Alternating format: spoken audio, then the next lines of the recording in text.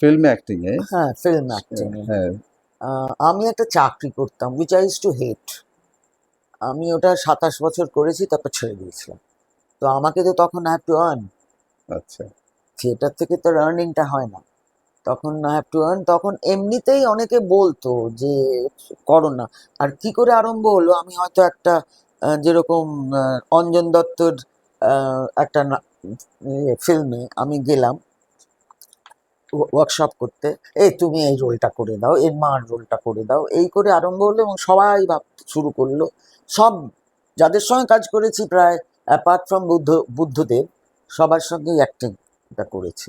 তো অ্যাক্টিংটা করতে শুরু করলাম, সো আই গট নোটিসড। তখন লোকে ডাকে। আমি এখনো পছন্দ করি কদিনের, তা লম্বা কিছু হলে আমার ভালো লাগে।